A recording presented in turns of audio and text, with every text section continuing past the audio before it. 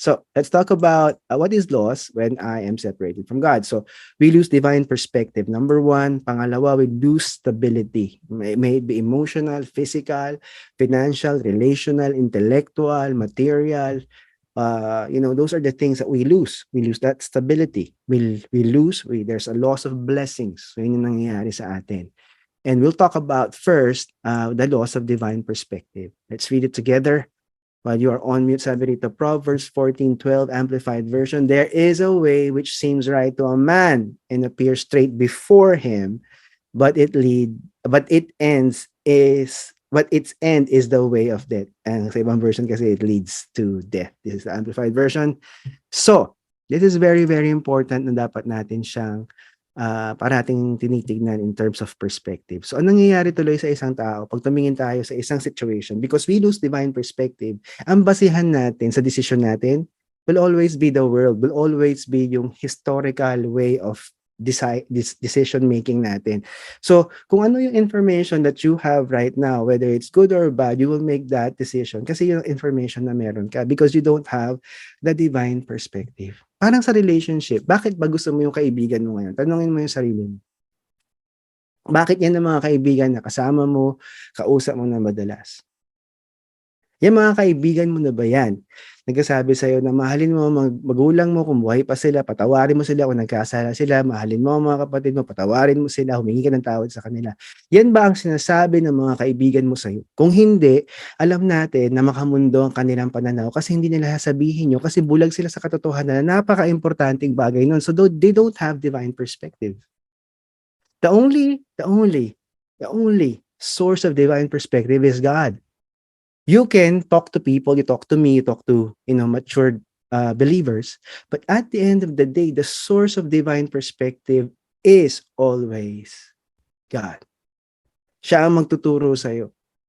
Diba? Parang sa ministry, naalala ko tuloy when I was attending a church before, anong profession mo, yun ang ministry mo, saan ka magaling, yun ang ministry mo, ano yung feel mo during that time, yun ang ministry mo. Pero mali yun eh. You are called for a specific ministry and that's why sa church natin, sa ating pamilya, we make you decide anong ministry mo. We will not put you in a box and tell you this is your ministry.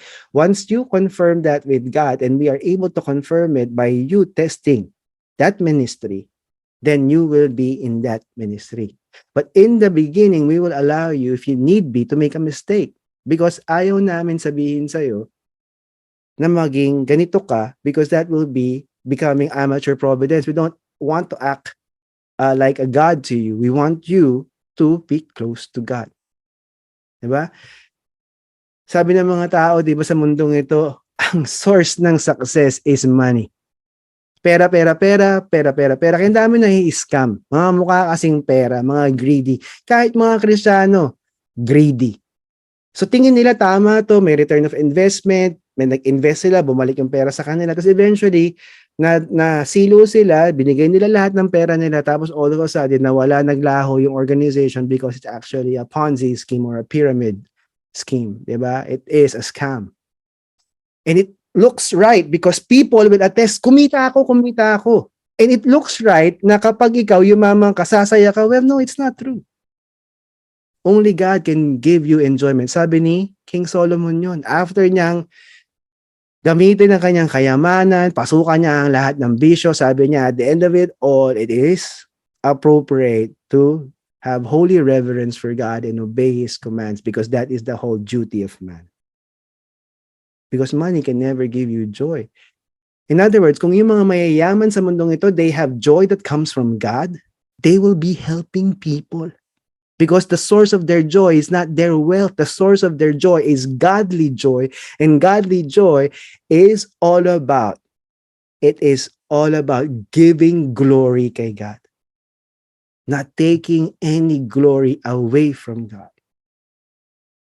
So pag ang buhay mo, ang alignment niya is to you, para sa'yo umangat ka, para sa'yo sumikat ka, para sa'yo makatapak ka doon sa mga tao na mas mababa sa'yo sa iyong pananaw, and you know, even if you are a believer, that is absolutely wrong. Now, I remember I was talking to one person, sabi ko sa kanya, oh good that you are planning to buy a car because it's always nice from my perspective, from my divine perspective, to have a car, especially if God gives you the go signal. I ask this person, di ba, what's your motive? Blah, blah, blah, blah, blah, blah. So at the end of it all, gusto niya bumili ng kotse dahil pleasurable para sa kanya yun. So sabi ko sa kanya, obviously, you have the wrong motive. Gusto mong pumorma, kaya gusto mong bumili. Hindi mo gagamitin yan, yung sasakyan na yan, to bless other people. Na maging source siya ng transportation for those who need transportation, especially if they need to go to the church or go to a church activity. Are you going to give glory, kay Lord, testify that God is the reason why you have that vehicle, God is the reason why you have that business, why you are pushing for that business? It's not only for your family because you want others to be blessed. Gusto mo na mag-glorify si Lord because you want to teach salvation sa mga tao. Sa business mo, whether they buy a product, buy a service, or they are actually, you already have some employees. Diba? Divine perspective. Divine perspective can only be given to us by God because He has seen our end. Nakita niya na lahat ng mga pitfalls ng buhay natin. Diba? You use Google Maps. For some of you, perhaps. Diba? Ang Google Maps, ang limitation niya, bibigay niya lang yung direction. But for you to go from point A to point B, number one, you have to really understand what's the direction. Number two, anong mode of transportation. You're going to walk, bike, use public transport, use your own vehicle to get from A to B. And sometimes, ang Google Maps, hindi siya updated. So, maaring one way na pala yung kali ngayon, pero nakalagay ng two way, so pwede kang mahuli. So, it's not 100% guaranteed that Google Maps, if it's not updated, will give you the right direction or give you the conditions of the road during that time. Let's say nagkaroon ng torrential rain, baha, pero tama naman yung binigay na direction sa ni Google Map because that's the fastest way from point A to point B, but it did not consider torrential rains, diba? It may show you na may traffic by red or let's say orange lines. And I'm not dissing Google Maps.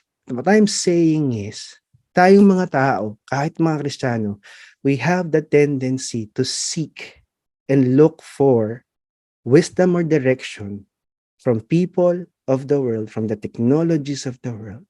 Therefore, we get their perspective, their worldly perspective, not the divine perspective that God has prepared for us, only if we would ask Him. Kaya mukhang tama siya pero mali pala siya. Mukhang tamang tumulong pero mali palang tumulong. Mukhang tama sa ganitong ministry pero mali pala. Mukhang tama mag-business pero mali pala. Tingin natin kasi tama kaya pagpipilitan natin. Tama ganito, tama ganyan. Did you ever ask God, tama ba itong gagawin ko, Lord? And that's very important. We lose divine perspective if we forget to connect kay God. Alam niyo, ang ganda kasi when God gives you the direction, hassle-free ka. Right now, I'm on fixed-term employment. So, ibig sabihin, I will have no employment at the end of August. Because that's my employment condition. I'm not even stressed out. Kasi I have never seen God fail to provide me with a source of income after a job. Or even if there's a gap, there is an income provided for me by God during that time. So therefore, I have the divine perspective to see it from His point of view, not from my point of view. Kasi kung point of view ko yun, napraning na ako, nag-worry na ako, di ba? Hindi na ako nakatulog, I'm filled with anxiety, it stressed me out, and that's not actually right. Because when you ask God for divine perspective, you will be able to understand the why. Bakit nangyayari ito? Bakit mangyayari ito? You don't need to know the what or the how at that time. All you need to understand is the why. And when you have the why at your side, then you know na may mas plano pang mas maganda ang Panginoon sa iyo. I remember when we were youth ministers, ng common na issue ng youth, romantic relationships. And isang kaibigan ko, nabasted siya. Sabi niya kasi, ito yung panalangin niya. Kung sino raw yung unang bababa. Kasi yung second floor namin, yun yung worship area. Tapos nag-pray siya kay Lord, Lord, kung sino po yung unang bababang babae dyan. Sabi niya ganun. Siya na po. Grabe! Di ba, diniman niya sa Panginoon na pababain doon sa hagdanan na yung unang babae na makikita niya, yun ang kanyang magiging karelasyon. Sabi ko nga sa kanya, that is just full of fallacy. Paano kung lola yung dumating dyan na widow? Yun ang papakasalan mo, yun ang romantic relationship mo. That is absolutely wrong in so many levels. Sabi ko sa kanya. Because you don't ask for a sign to do something. You ask for a sign according to the Bible when you know what is to happen. The sign is requested from us believers because we have seen what needs to happen and what will happen. We ask for the time. We ask for the appropriateness of our actions. So, lo and behold, buti na lang, single na teenager yung bumaba. No, di ba? Unfortunately, naniwala siya na totoo yung kanyang panalangin. Di ba? So, ito yung interaction. When they were having a discussion, kasi magkakaibigan kami. Sabi niya dun sa girl, sabi ni Lord, ikaw yung magiging girlfriend ko. O, di ba? Ikaw, kung babae ka, anong masasabi mo dun? Di ba? I mean, that's absolutely, so, long and short of it, hindi sila nagkatuluyan.